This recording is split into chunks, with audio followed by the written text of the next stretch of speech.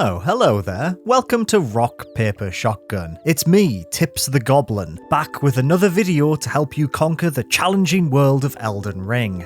As a total newcomer to the Souls series, I found myself still asking questions 40 hours into my time with Elden Ring. Questions such as, what do all these icons mean? Why am I struggling to defeat certain bosses despite being a high enough level to face them? Am I leveling up correctly? Seriously, what the hell do all these icons mean? If you've been asking yourself these same questions, then don't worry. I'm here to shed some light on some of Elden Ring's more obscure elements. These are 10 tips about things that Elden Ring doesn't really tell you about, but it probably should because they're really important and super helpful. Let's go.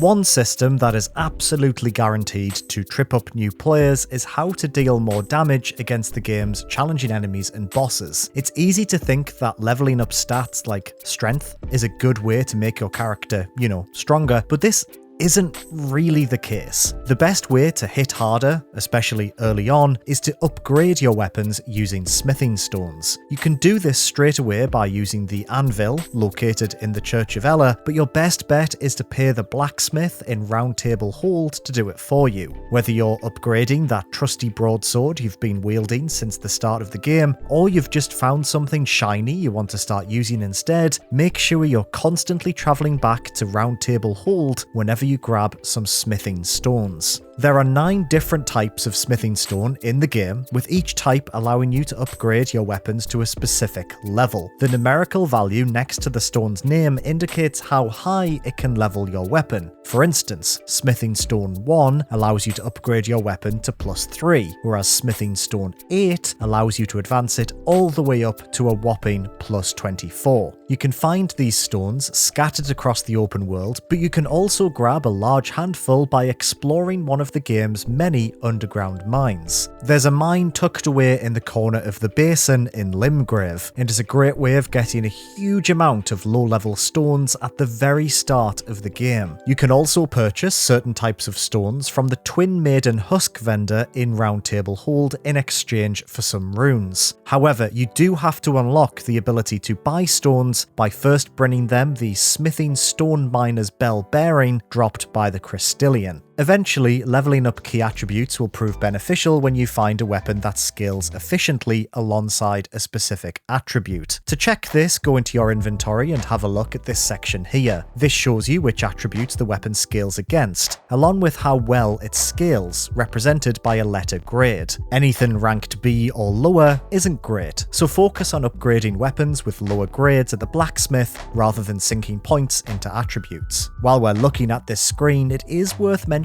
that this section shows you how many specific attribute points you need to effectively wield a weapon. If you find something super cool, it's worth putting points in the attributes that will allow you to equip it, especially if it benefits your current build. Sticking with the subject of leveling up, make sure you're doing so effectively. It took me 20 hours to realise I hadn't really been doing so in a way that was particularly helpful. You see, I'd been popping points into everything, under the impression that keeping all of my attributes relatively balanced would make me a well-rounded, tarnished sword wielder. This wasn't entirely a bad decision, but I'd basically been wasting precious stat points when I could have been specialising in the areas I was enjoying playing around with. It's important to place points in attributes that are directly linked to your build and weapon choices. For starters, prioritise popping points into both Vigour, which increases your health, and Endurance, which increases your stamina. You're not going to be able to defeat mid-game bosses if they're able to basically one-shot you. The more health you have,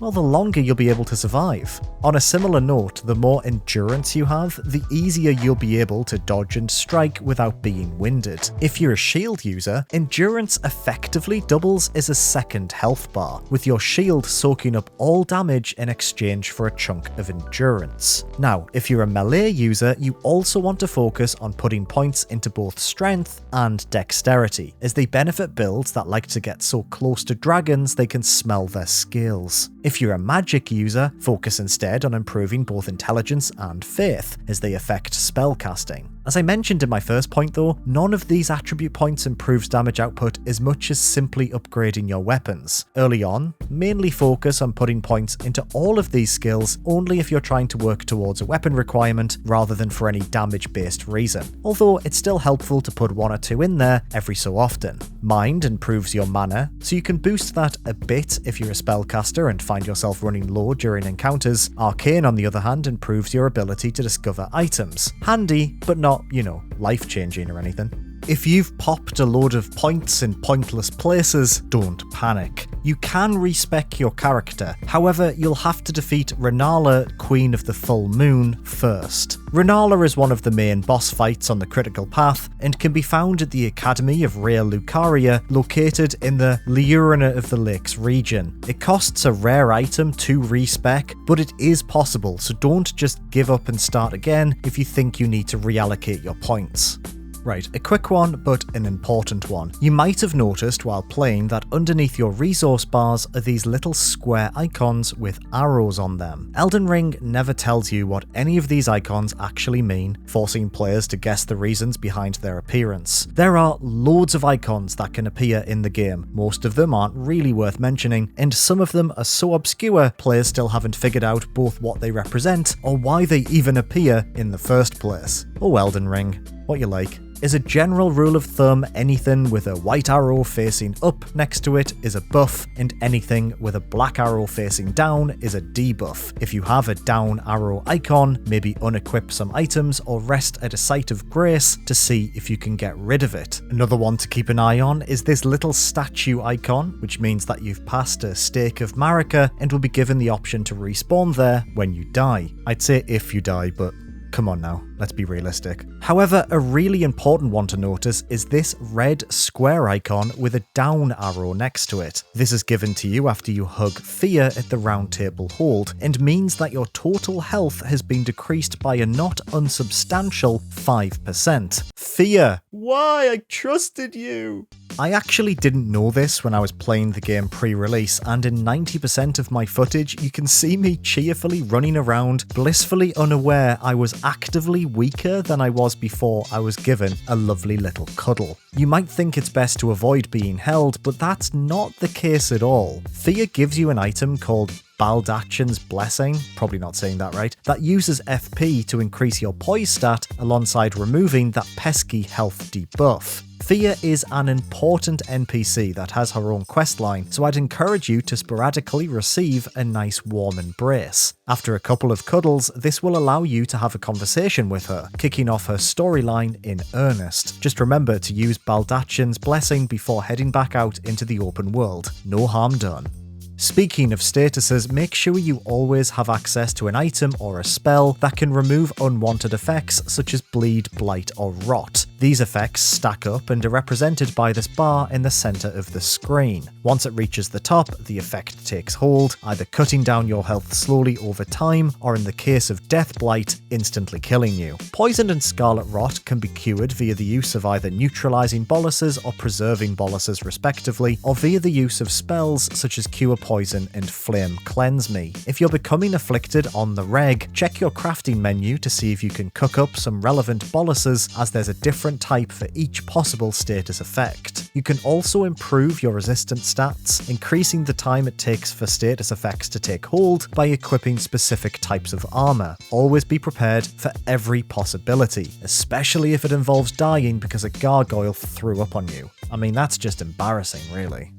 Certain enemies are more susceptible to specific types of damage, although again, the game never explicitly communicates this. There are 8 damage types split across physical and elemental weapons. Every enemy in the game is weak against certain damage types and resistant to others. For instance, slash damage is great against fleshy enemies like animals or demi-humans, but is terrible against bosses made from rocks or those wearing loads of armor. If you're finding that your trusty weapon or incantation isn't melting through enemies as much as it normally does, consider changing things up a bit. You can see what type of damage a weapon does by looking at it in your inventory and checking here. Yeah, I know it's not that obvious, I missed this for a while too. There's no surefire way of knowing what type of damage will be best against which bosses based on their appearance alone, but just in case, here's a list of what damage types are typically effective against different enemy variations. Just remember to go to Round Table Hold to upgrade any weapons you haven't used before. A simple one, but an important one. Before walking through the mist into a boss room, make sure you've cleaned out all of your runes first by either leveling up or upgrading your weapons and spirit ashes. If you can't quite afford to do any of those things, use some golden runes to top yourself up before draining them all in one fell swoop. There's no need to worry about losing all your runes when you don't have any in the first place, so make sure you're spending them whenever you can. On a similar note, if you lose a load of runes in a boss room, don't worry too much about going back to get them. I've seen new players face off against a boss repeatedly despite them being a bit too lower level to defeat them, purely because they don't want to lose any of their runes. Elden Ring's open world is jam-packed full of opportunities to earn more runes. Losing a couple of thousand isn't the end of the world, even though it might feel like it is. By the end of the game, a couple of thousand will look like pocket change. Just go out there and live your life. Don't worry about it. If you're a sword and shield user, consider wielding your sword with both hands when fighting bosses and other difficult enemies. Early on, there's a high chance your shield can only absorb one blow before your stamina meter is depleted anyway, so you may as well try two-handing your weapon and rely on evasive rolls to get out of the way of danger instead. Wielding a weapon with both hands grants you a small damage boost, which could mean the difference between victory and defeat when facing off against a tough foe, while also letting you use its Ash of War ability rather than the one attached to your shield. If you're using an Xbox controller, you can two-hand a weapon by holding the Y button before pressing either the left or right bumper.